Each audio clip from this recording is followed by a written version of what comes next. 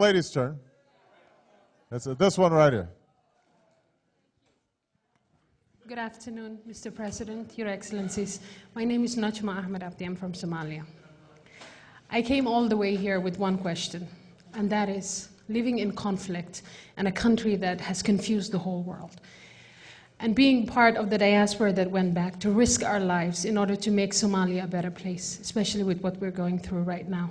How much support do we expect from the US? And not support just in terms of financially or aid, but support as an ear, as a friend, as somebody who hears and listens to those of us who are putting our lives and our families at risk to defend humanity.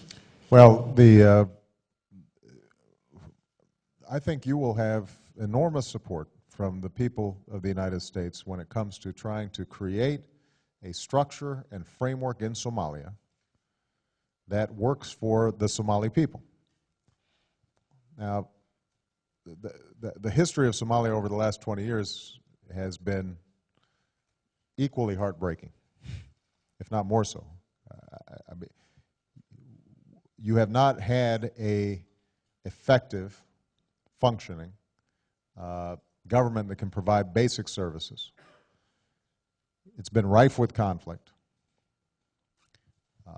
And now the entire region is threatened because of radical extremists who have taken root in Somalia, taking advantage of what they perceive to be a failing state, to use that as a base to launch attacks, most recently in Uganda.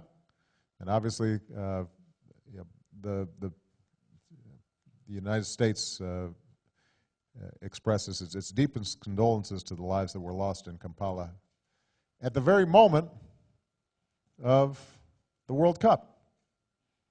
And it offered two contrasting visions. You have this wonderful, joyous celebration in South Africa at the same time as you have a terrorist explosion in Kampala. So we desperately want Somalia to succeed, and this is another example of where our interests intersect. If you have extremist organizations taking root in Somalia, ultimately that can threaten the United States, as well as Uganda, as well as Kenya, as well as the entire region.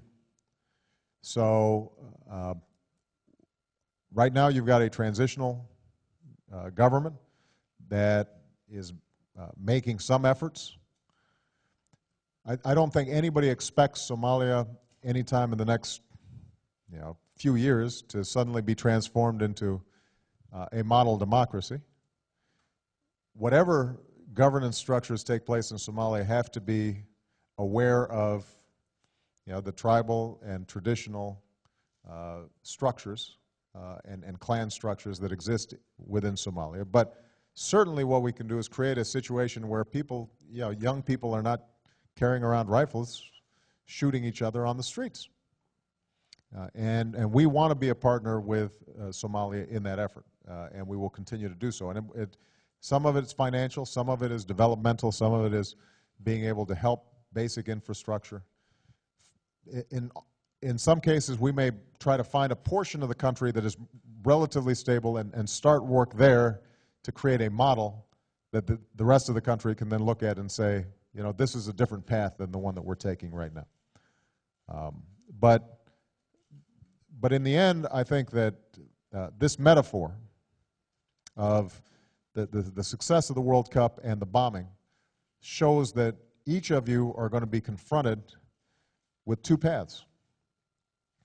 There's going to be a path that takes us into a direction of more conflict, more bloodshed, less economic development, continued poverty, even as the rest of the world races ahead, or there's a vision in which people come together for the betterment and development of their own country. And for all the great promise that's been fulfilled over the last 50 years, I want you to understand, because I think it's important for us to be honest with ourselves, Africa has also missed huge opportunities for too long. And I'll just give you one example. When my father traveled to the United States, and got his degree. In the early 60s, the GDP of Kenya was actually on par, maybe actually higher than the GDP of South Korea.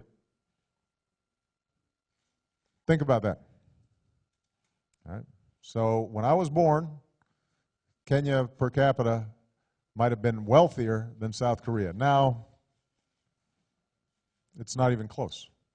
Well, that's 50 years that was lost in terms of opportunities. When it comes to natural resources, when it comes to the talent and potential of the people, there's no reason why Kenya shouldn't have been on that same trajectory. And so 50 years from now, when you look back, you want to make sure that the continent hasn't missed those opportunities as well. We want to make sure of that as well. You know, and the United States wants to listen to you and work with you. And so when you go back and you talk to your friends and you say, what was the main message the President had? We are rooting for your success, and we want to work with you to achieve that success. But ultimately, success is going to